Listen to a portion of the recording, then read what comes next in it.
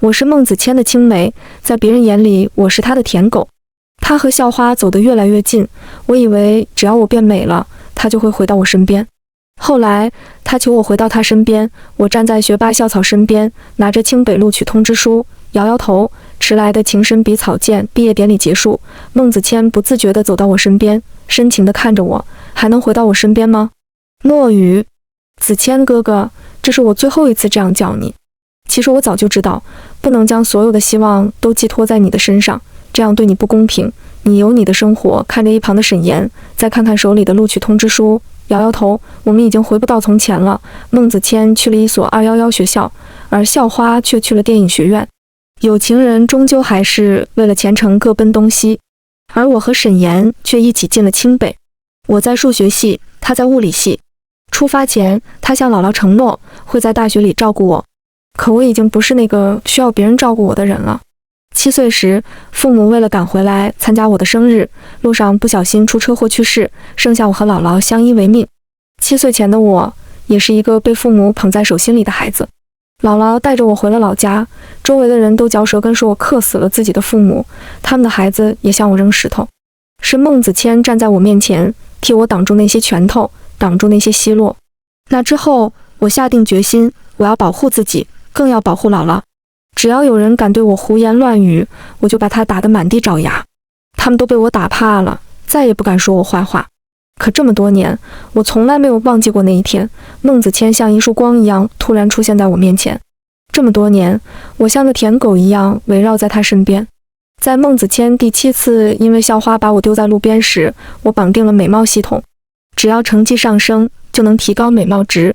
我傻傻地以为我变美了，孟子谦就会回到我身边。抓起试卷跑到孟子谦家，孟子谦，开门啊！过了很久，孟子谦才打开门，从上到下扫了我2眼，又再看到我手中拿着的试卷，眉间像是能夹死一只苍蝇。墨雨，这又是你使的什么手段？我只是想让你帮我补习而已。看着他满脸不耐烦的样子，我想，我说什么他都不会相信吧？是从什么时候开始的呢？小小的一个补习，都能从中读出这么大的恶意。不蒸馒头争口气，他不愿意教，我就自己学。等我变美了，他就会主动回到我身边。我舍弃了黏着孟子谦的时间，每天只要一有空闲时间就埋头苦学，逼迫自己去和一个个不认识我的知识交朋友。墨雨130语文模拟考后，语文老师一脸欣慰地看着我。丁美貌值+1，脑海中传来的声音让我如梦初醒，居然是全班第2。老师，墨雨肯定作弊了，他怎么可能考那么高的分数？校花的追随者1号站起来，看着委屈的都要哭出来的校花，愤恨地说道：平时他都才考100左右，这下怎么一下子就提高了20-30分？校花才考了110，语文是他的强项，平时第2名都是他的，这次却被我夺下。班上的学生听到他的话，纷纷议论起来，一道道质疑的目光像射线一样在我身上乱扫。我没有抄袭，在他们的目光里，我看到了怀疑、不耻。从小到大，我早已习惯过这样的目光，可有一个人不一样。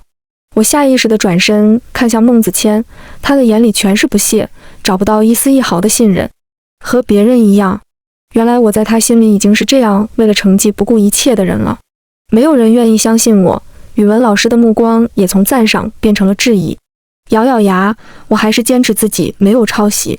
他没有抄袭，沈岩永远在年级第1的神坛上的学霸。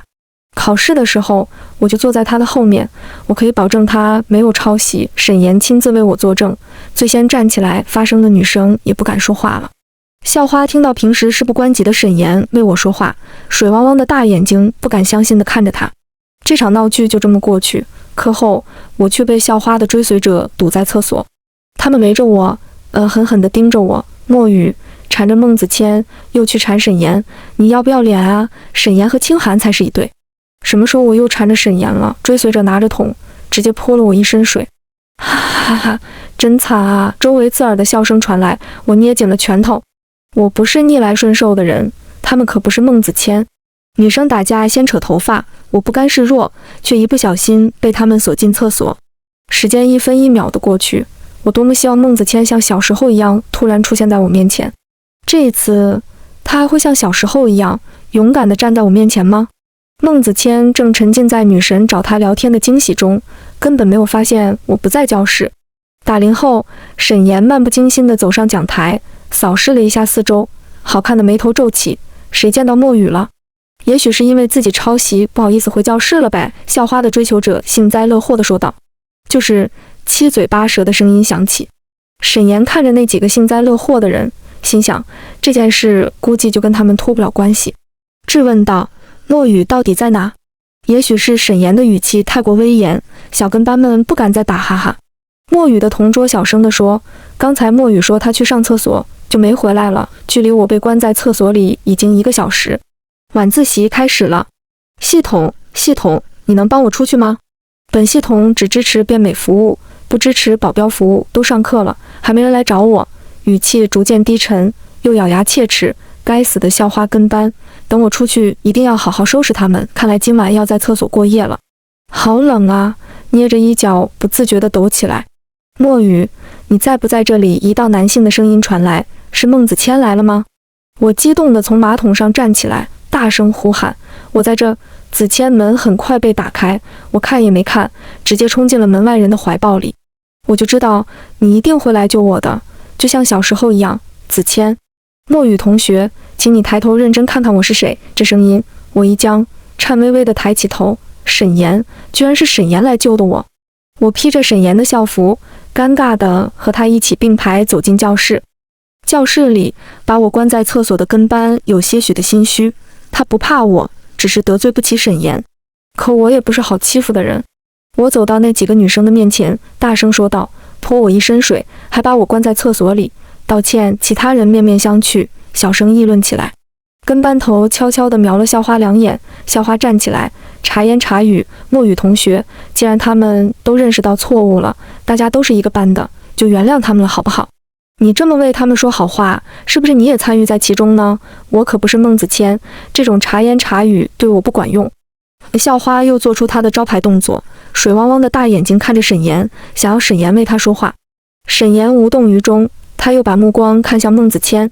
孟子谦受不了女神求助的目光，站出来：墨雨，你不要这么咄咄逼人，大家都是同学，你又没出事，这件事就这么算了。在孟子谦眼里，只要他说的话，我都会牢牢记在心里，不会反驳他。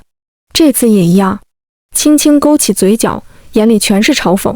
他看不见我被淋湿的衣服，也看不见我被关在厕所里1-2个小时，他的眼里只有别人。以前那个会保护我的孟子谦去哪了？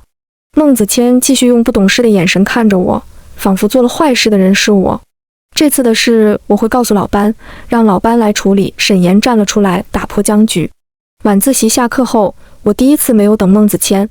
回家，姥姥还熬夜等着我，心里的那股委屈在此刻达到巅峰。姥姥，你说为什么一个人会突然间变得让你很陌生？我的乖宝，姥姥永远不会变，永远最爱你。姥姥摸着我的头，慈祥地看着我，不管我的乖宝变成什么样，都是姥姥最爱的人。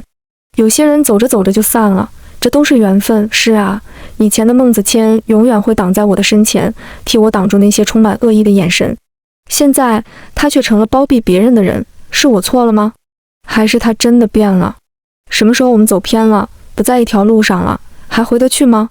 是不是我真的要变成子谦哥哥喜欢的肤白貌美的样子，他才会回到小时候，做那个只对我好的子谦哥哥？洗完脸，坐在镜子前，捏了捏脸，想着系统提醒今日美貌加1，好像也没什么变化。厕所事件后，校花的小团体被老班惩罚了，他们不敢明面上来找我茬。为了让孟子谦像以前一样，我开始没日没夜的学习，每天起得比鸡早，睡得比狗晚，两耳不闻窗外事，一心只读圣贤书。直到我因为有不会的提问了几位同学都被拒绝时，我才发现我好像被孤立了。高1、高2，我经常在外兼职，班上根本没有知心的朋友，被孤立这件事后知后觉。可书上的这道数学题，咬了咬笔，丝毫没有头绪。看着抱着一大堆练习册走进教室的沈岩，咬咬牙拿着习题走到他面前。他应该不会拒绝吧？上次还是他救了我，还帮我主持公道。沈岩抬头看了我一眼，又低头看了一眼题，随口指点了一下，就让我醍醐灌顶。我像是打开了新世界的门，学神就是学神。原来是这样，学神的不拒绝让我的脸皮越来越厚，只要遇到不会的题，我都拿去请教他。在一次随堂测试中，还做出了最后一道题，全班只有几人答对的压轴大题，孟子谦都没有做出来。老师宣布的时候，我的眼里荡起笑意，原来从数学里能够得到如此大的快乐。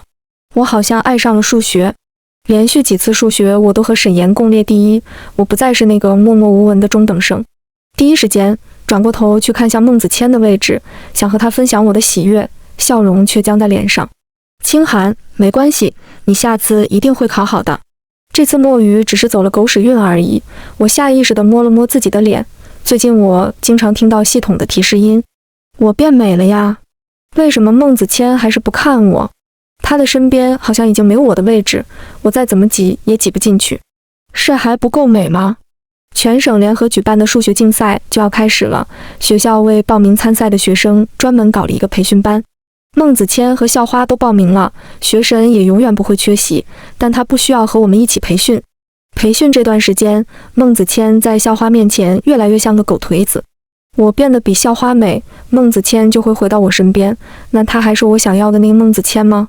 这段时间，这个问题像一团乌云一样笼罩着我，不断地出现在我脑海里。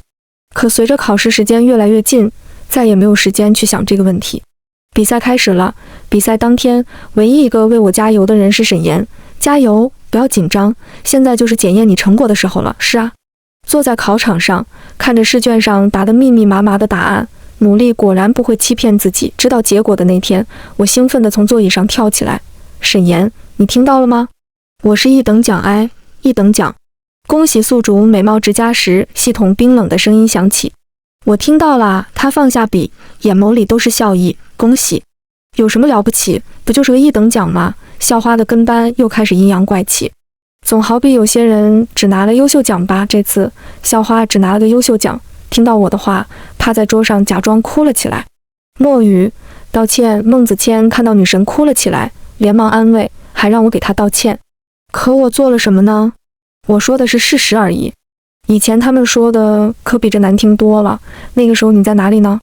我固执地盯着孟子谦，想看这张嘴还能说出多少让我死心的话。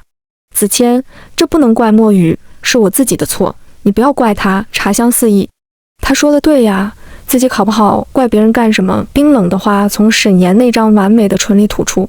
被喜欢的人如此嫌弃，校花再也受不了这个打击，假哭也变成了真哭，从教室里跑了出去。作为校花的头号暧昧对象，孟子谦不赞同地瞪了我一眼，追了出去。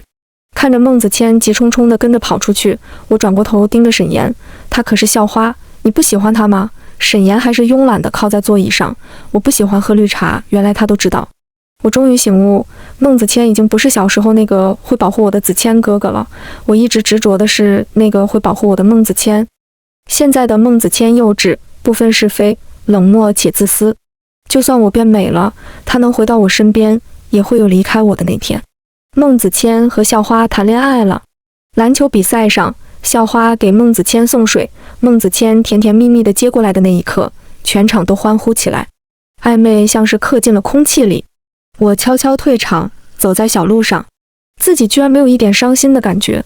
第一次对孟子谦的情感有了具体的认识。从小我就黏着孟子谦，好像不是因为爱，只是因为那次他保护了我，像是一道光出现在我身边。一旦有了光，就想要抓住它，可是这束光也会变暗。也许是因为只有这么一个伙伴，才会这么的害怕失去。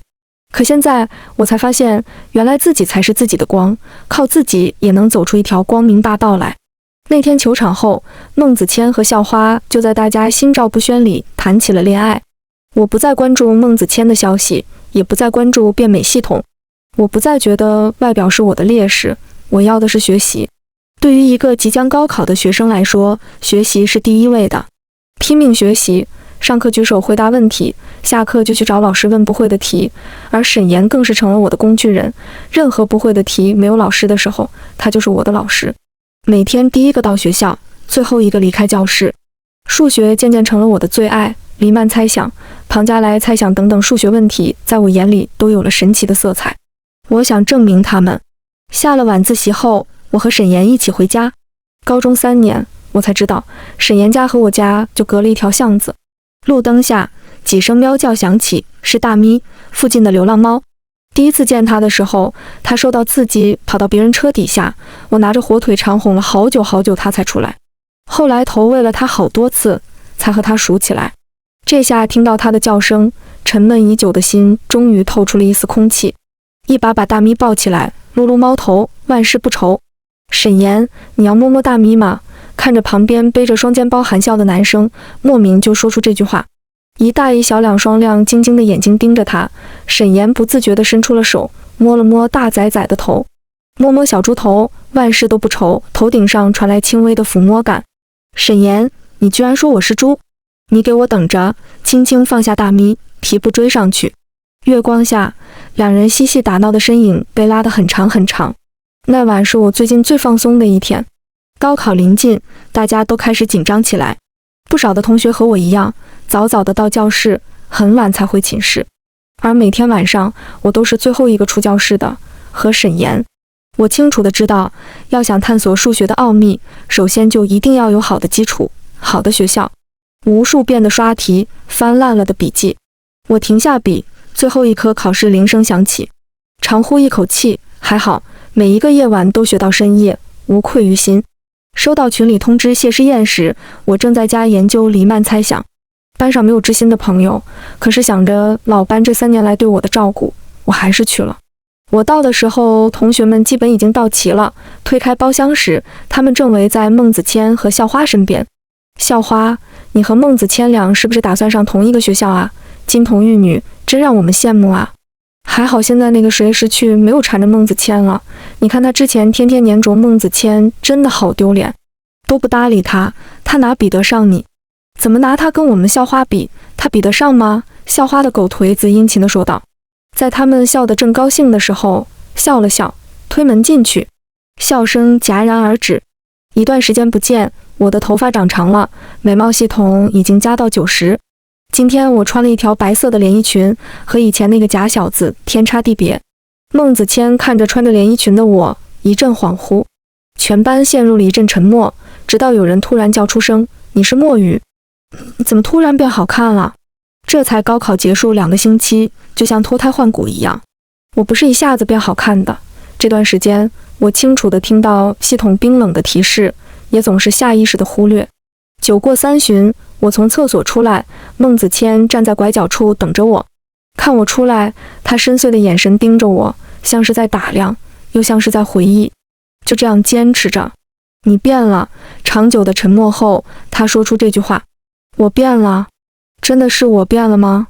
看着面前的孟子谦，好像小时候的那个子谦哥哥已经离我而去。这段时间一直困扰着我的谜题好像有了答案。没有谁是谁永远的光，只有自己才能为自己照亮前行的路。我没有再回包厢，家才是我永远的港湾。高考成绩那天，不出意外，我的成绩可以上梦寐以求的清北数学系。系统也在此时提示，美貌值加时，宿主已将美貌值加满。系统脱离中，我很感谢这个系统。虽然一开始我只是想让孟子谦回到我身边，如果没有系统，我现在还是傻傻的跟在他屁股后面，永远做他的舔狗。是系统让我明白，原来学习是一件这么有趣的事。强大来源于自己，而不是抓住早已不在身边的人，无关美貌。拿到录取通知书后，校长邀请沈岩和我作为学生代表上台为下一届学生分享经验。沈岩毫不意外地成了省状元，他上台无可厚非。可我说什么呢？推脱时，老班拍拍我的肩膀，其实不是讲什么大道理，只是讲一件你这1年来的心路历程，从一个班级中等生如何在1年时间内到拿到顶尖大学的录取通知书。学校不缺天才，努力也很重要。演讲定在了那通知书的那天，我拿着通知书站在台上，看着台下熟悉和陌生的面孔。讲什么呢？讲我这1年来每天写不完的试卷，不到1、2点不会关上的灯，还是别人的挖苦与嘲讽。打不倒我的，终将成为我的磨刀石。在我心里，曾经有那么一束光，它会一直照耀着我，我只要跟着那束光一直走，一直走就好了。可是后来，我发现原来这束光并不愿意照耀在我身上，而我却一直在强求。我不再寻找这束光，我要成为自己的光，自己永不熄灭的光。所以，自信一点，要有坚定的信念，还要有拼搏的精神。不要害怕前面没有路，只要勇敢往前走，就会发现前面是康庄大道。看着下面的孟子谦，顿了几秒，在黑暗中的他褪去了光环，泯灭在人群里。成长的路上，我们总会经历很多很多，有人会走，但有人也会来。失去一样东西的时候，不要害怕，或许是上天的安排，好的总会在后面。所以当你成绩不好，不想学的时候，你更要咬牙坚持，没有翻不过去的山。就像我一样，我刚开始只能读一个本科，可现在我去上了顶尖的学校。刚开始我也会遇到不会的题，但是我脸皮厚啊，我会请教老师，还有我们的学神。所以学弟学妹们，加油啊，不要害羞。说完，对着一旁的沈岩眨眨眼睛，心照不宣。演讲的最后，我俏皮地开了下玩笑，大佬不就这个用处吗？所以当你旁边有大佬时，一定不要害羞地去请教问题，说不定他会体贴地给你讲题呢。好，台下掌声热烈。孟子谦和校花一群人看着我站在台上。什么时候他这么耀眼了？又是从什么时候他不再跟在我身边？孟子谦心里很复杂，像是弄丢了宝藏。好久没有见到这样肆意笑着的我，从什么时候开始呢？从别人总会调笑他身边跟着假小子，从别人无数次的调侃里，他就渐渐开始不耐烦了，不让我跟在他身边。那个时候我的笑就变得讨好起来，紧张起来。是我一点一点把他变成那个只有我的样子，又逐渐嫌弃他。是我亲手弄丢了他。明明说好要保护他一辈子。大二那年，我的黎曼猜想有了不小的进展，还成了著名数学家沈教授的学生，一切都开始向好的地方发展。我开始爱穿裙子，爱交朋友，我越来越开朗，越来越自信。我学会了取悦自己，而不变的是，沈岩一直陪在我的身边。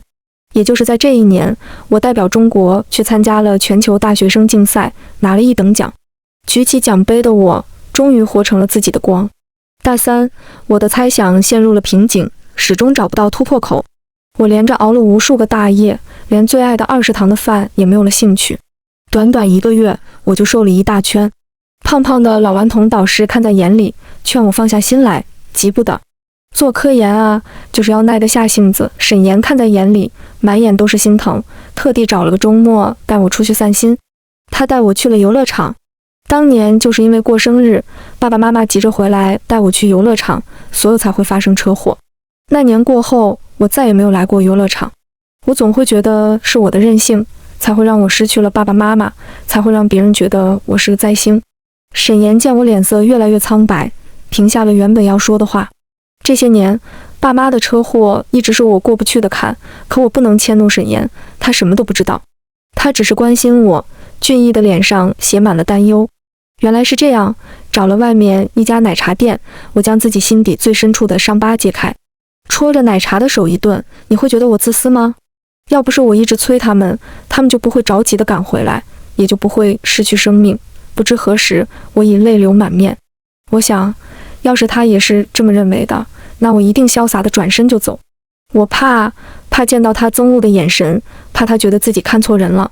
怎么会？他拿着纸巾，轻轻地擦着我的泪珠。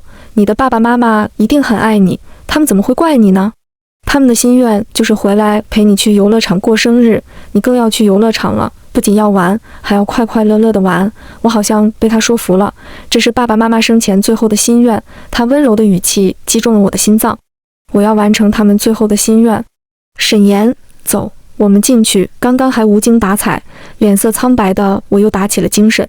沈岩看着走远的我，笑意爬进眼底，真像大咪呀，又快速地跟上我的脚步。我们去坐了旋转木马，坐了摩天轮。接近最高处时，闭着眼睛，我在心里默默地说：爸爸妈妈，你们看见了吗？我过得很好，我永远爱你们。大4那年，我已经保研到了导师门下，每天都在和黎曼猜想斗智斗勇。我已经有1个月没有见过沈岩了，应该是说我单方面没时间和他见面。我把自己泡在实验室，我的黎曼猜想已经到了最后一步，即将成功。我沉浸在数学的世界里无法自拔。在一个普通的深夜，我成功了。当时实验室里只有我一个人，我激动地拨打沈岩的电话。成功了，沈岩，我成功了。说着说着，我高兴地哭起来。沈岩从没见过我哭，心急地从寝室跑来。挂断电话后，安抚了一下快要跳出来的心脏，连忙又给导师打去了电话。那老头也兴奋地从床上爬起来，说马上来。沈岩来得很快，他进实验室的时候，我已经趴在椅子上睡着了。连续1个月不眠不休的高强度用脑，让我在成功之后，困意迅速爬上我的脑门。看着我一桌凌乱的草稿纸，沈岩眼底的笑意都快溢出来了，摇了摇头，脱下外套披在我身上，默默地陪在我身边，那双勾人的眼睛紧紧地盯着我。知道你拼命，怎么这么拼命？都瘦了。指尖划上我的脸颊，在夜深人静、空无一人的房间里，他终于肆无忌惮地泄露出爱意。徒弟，我看看你是怎么做到的。正当沈岩沉浸在两人独处的满足时，我的导师人味道大嗓门先到了。我被他的大嗓门惊醒，一下子坐起来，条件反射地把写满运算过程的纸张递给导师。老王同意拿到，就迫不及待地坐到一旁开始算了起来。这时我才看到一旁的沈岩，才1个月没见，好像又帅了。晃晃脑子里的黄色废料，瞎想什么？导师运算还需要一定的时间，我的肚子已经发出来警告，我只能和沈岩先去食堂安抚我的五脏腑。这段时间为了把最后一步证明出来，饭都没好好吃，上顿不接下顿，大口大口地啃着面包。太晚了，食堂都关门了，只能去超市买点面包，先垫垫肚子，就赶回实验室。回去时，那老头还坐在原来的位置，不受任何外界干扰。陆陆续续的小小的实验室里挤满了教授们，他们一起来推算我的方法。演算了无数遍后，导师一脸严肃地摸着我的头，徒弟，你成功了，快要跳出胸腔的心终于回到原来的位置。我真的把黎曼猜想证明出来了，我的论文刊登在世界级数学期刊上，我出名了。我被母校邀请回去参加70周年庆，老班还是当年那个样子，他强烈要求我在学校做一次演讲，鼓励一下学弟学妹。时隔多年，我又回到了这个梦开始的地方。现在的我因为证明出了黎曼猜想，已经是数学家一颗小有名气的新星，而当时的我还在为了孟子谦对我若即若离而贬低自己。我想这就是命吧。如果当初没有遇到变美系统，没有强制要求我只有学习成绩有提高才可以增加美貌值，我就不会发现原来学习是这么快乐的一件事，就不会发现当初那个想要通过变美而把孟子谦留在身边的我是多么的愚蠢。我再也不会害怕因为容貌别人离开我，不用为了别人而去做自己不愿意去做的事情，改变自己。强大就是最好的武器。结束后，我一个人逛着校园，沿着熟悉的路走到了高中3年的教室。我又爱又恨的地方，它不仅记录了我最后1年努力奋斗的艰辛，也记录了我前2年是怎样一厢情愿地跟在孟子谦后面。走吧，回家。沈岩不知什么时候出现在门口，伸出手。这一刻，高中时期的沈岩和现在的沈岩融为了一体。当初我被关在厕所，被别人欺负，他也是这样站在我面前。我牵起他的手，默契地跑出教室。看着他俊逸的脸，我停了下来，忍不住问他是什么时候对我动心的。他顿了顿，像是在思考。是某一个深夜，看到某人自己对着大咪自说自话，是被孟子谦误会还坚持对他好，是突然扑进我怀里把我也弄得一身湿，更是求我教他做题时那双和大咪一模一样的眼神。他知道到底是什么时候，也许每时每刻都在为我动心。原来也有这样一个人，会在背后默默地关注我，关心我，不求结果，默默守候。后来孟子谦经常在微信上找我，我却觉得我们不该再有任何的联系，一次都没有回复过他。直到最近，我从别人那听说孟子谦和校花早在大2的时候就分手了。校花在电影学院为了出名找了一个富二代男朋友，被孟子谦当场抓住，和富二代打了一架，还进了警局。当时闹得整个高中圈子的人都知道了。而我与孟子谦已经没有任何的关系，我再也不会像当初那样因为他而失魂落魄，魂牵梦萦。如今我已经有了更好的。那天过后，沈岩和我告白了，我答应了。又是1年开学季，自从学校用我做招生宣传后，我在学校经常会被学弟学妹拦下来。学妹倒是好，可就是学弟。每次被学弟拦下，就会被某人惩罚。